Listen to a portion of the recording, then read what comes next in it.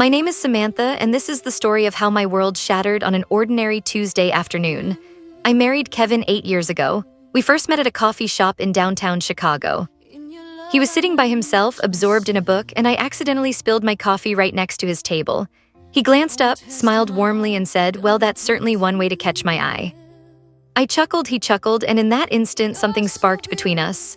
Kevin was everything I had ever hoped for in a partner. He was tall, caring, humorous, and dedicated to his job. He held a position as a project manager at a major technology firm. I worked as a marketing coordinator at a modest advertising agency. We weren't wealthy, but we lived comfortably. We owned a lovely home in the suburbs, 2 vehicles, and a dog named Biscuit. From the outside, we appeared to be the ideal American couple, yet nobody ever glimpses what unfolds behind closed doors. Looking back today, I can spot the warning signs. They were subtle at first, so subtle that I barely registered them. Kevin began arriving home later and later from the office. He mentioned new assignments, tight deadlines, extra meetings. I trusted him completely. Why wouldn't I? He was my husband. I had complete faith in him. Then his phone turned into his constant companion. He was forever glued to it, messaging, scrolling, grinning at the screen. Whenever I asked who he was chatting with, he would reply, "Just office matters." He started placing his phone face down on the table. He switched his password. He carried his phone into the bathroom every single time. I convinced myself I was overreacting. I told myself I was turning into that suspicious wife everyone jokes about. So I buried my doubts and tried to be the perfect spouse. I prepared his favorite dishes. I arranged romantic evenings. I purchased new outfits to look attractive for him.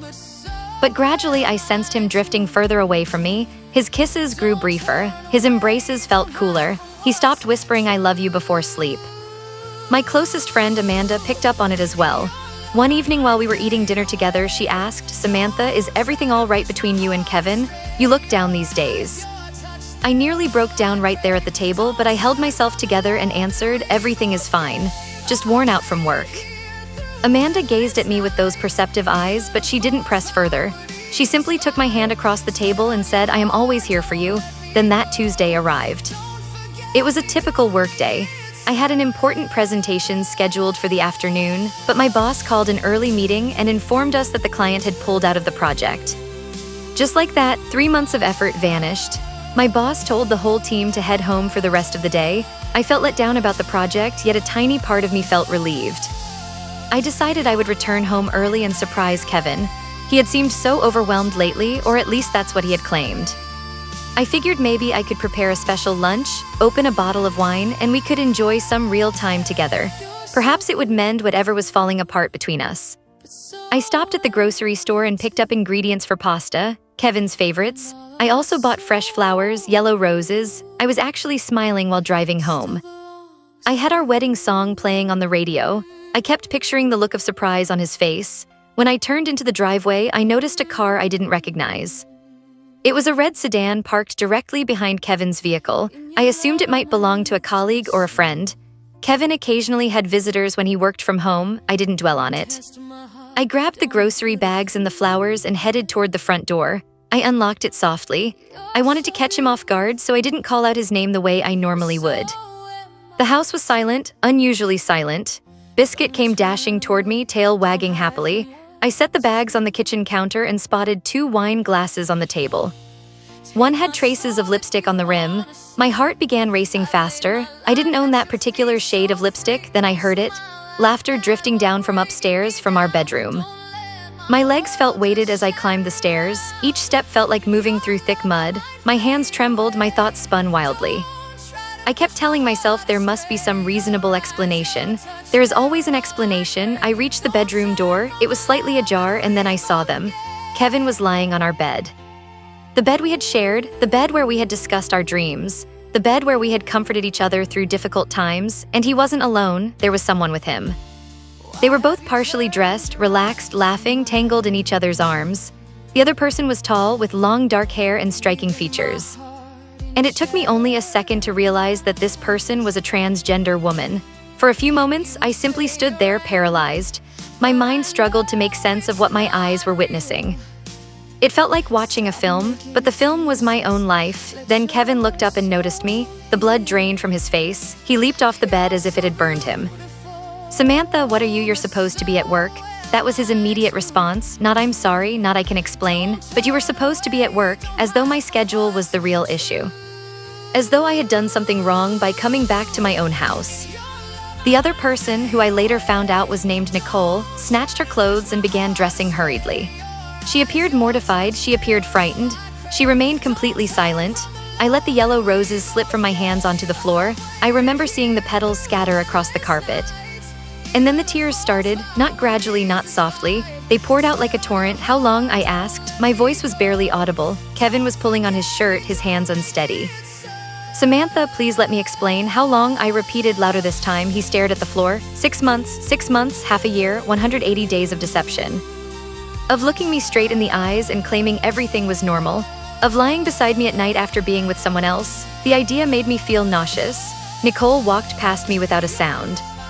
I heard the front door shut, I heard her car engine start, and then it was only me and Kevin and the wreckage of our marriage. "Who is she?" I asked. Kevin sat on the edge of the bed. He buried his face in his hands. "Her name is Nicole. I met her online." "Are you? How long have you known that you?" I couldn't even complete the question. "I have always known," he said softly. "Since I was a teenager, I was attracted to transgender women, but I was terrified. I grew up in a small town. My father would have disowned me, so I hid it.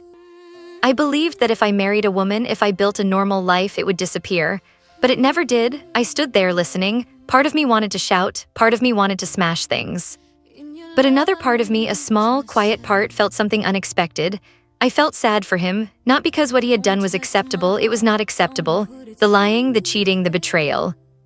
None of that was acceptable, but I could see the torment in his eyes, the torment of concealing who he truly was for his entire life. "You should have told me," I said, "before the wedding. Before we created a life together, you should have told me the truth." "I know," he said, and he began to cry. The following few weeks were the most difficult of my life. I moved into Amanda's apartment. I couldn't eat, I couldn't sleep. I lost 7 pounds in 2 weeks. I called in sick to work so frequently that my boss eventually asked me what was happening. I started therapy. My therapist, Dr. Williams, helped me realize that Kevin's identity and attraction had nothing to do with me. It wasn't because I wasn't attractive enough, not intelligent enough, not worthy enough. It was about him and who he genuinely was. But his decision to lie, to cheat, to shatter my trust, that was about character, and that was the part that wounded me the most. I wasn't upset that Kevin was attracted to a transgender woman. Love is love. People are who they are. What destroyed me was the deceit. He used me as a cover. He used our marriage as a disguise. He allowed me to believe in a future that he knew was built on falsehoods.